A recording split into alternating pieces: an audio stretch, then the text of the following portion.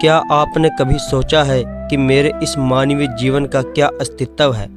मेरे लिए इस मानव जीवन जो कि ईश्वर की अनमोल देन है, उसका क्या महत्व है?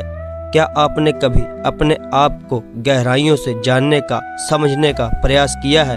मानवीय तौर पर कहा जाए तो हम इस जीवन को सिर्फ अपनी ज़रूरतों को पूरा करते करते व्यतीत कर देते हैं।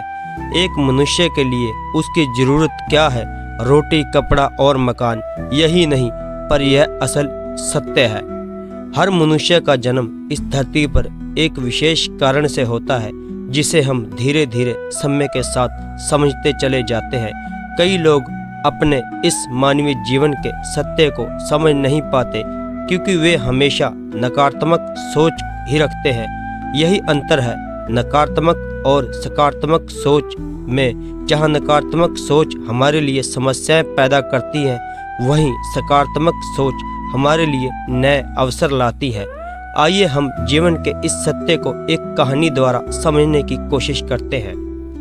साथ संगत जी, बड़े प्रेम से कहना धन निरंकार जी। आप सतगुरु माता जी की कृपा से स्वस्थ होंगे और तंदुरुस्त होंगे। तो जो आज के विचार हैं वह प्रेरणादायक और जिनका एक मात्र उद्देश्य है आपके जीवन में आत्मिक सकारात्मक जीवन में आनंद हो। हमारे चैनल पर रोज शाम को 7 बजे वीडियो अपलोड होता है। आपसे विनती है आप चैनल को सब्सक्राइब करें और इन विचारों को अपने जीवन में ढालें।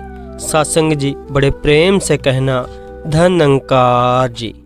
एक गांव में एक बहुत बड़ा धनवान व्यक्ति रहता था। लोग उसे सेठ धनीराम कहते थे। उस सेठ के पास प्रचुर मात्रा में धन संपत्ति थी, जिसके कारण उसके सगे संबंधी, रिश्तेदार, भाई बहन हमेशा उसे घेरे रहते थे। वे उन्हीं के राग अलापते रहते थे। सेठ भी उन सभी लोगों की काफ़ी मदद करते थे। तभी अचानक कुछ समय बाद सेठ को भयंकर रोग लग गया। इस भयंकर बीमारी का सेठ ने बहुत उपचार कराया, लेकिन इसका इलाज नहीं हो सका। आखिरकार सेठ की मृत्यु हो गई। यमदूत उस सेठ को अपने साथ ले जाने के लिए आए। जैसे ही यमदूत सेठ के ले जाने लगे, तभी सेठ थोड़ी दूर जाकर यमदूतों से प्रार्थना करने लगा कि मुझे थोड़ा सा समय दे दो, मैं लौटकर तुरंत आता हूँ। दूतों ने उसे अनुमति दे दी। सेठ लौटकर आया, चारों ओर नजरें घुमाई और वापस यमदूतों के पास जाकर बोला, शीघ्र चलिए। यमदूत इस प्रकार अपने साथ चलने के लिए तैयार देखकर वह चकित रह गए। सेठ से इसका कारण पूछा। सेठ ने निराशा भरे स्वर में कहा, मैंने हेरा फेरी, अपार धन एकत्रित किया था, लोगों को खूब खिलाया पिलाया और उनकी बहुत मदद की। सोचा था कि वे मेरा साथ कभी नहीं छोड़ेंगे। अब जब इस दुनिया को सदा के लिए छोड़कर जा रहा हूँ तो वे सब बदल गए। मेरे लिए दुखी होने की बजाय ये अभी से मेरी संपत्ति को बांटने की योजना बनाने लगे हैं। किसी को मेरे लिए जरा सा भी अफसोस नहीं है।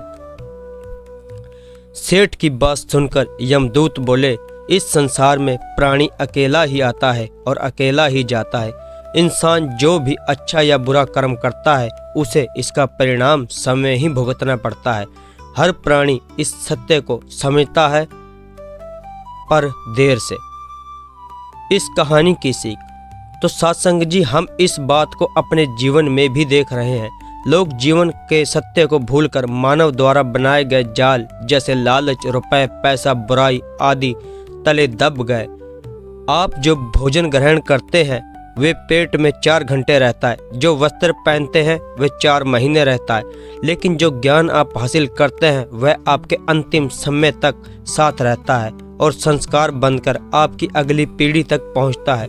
ज्ञान का बीज कभी व्यर्थ नहीं जाता। तो सत्संग जी, इस कहानी से हमें बहुत ही सीखने को मिला। हम जैसा करेंगे वैसा ही हमें फल मिलेगा।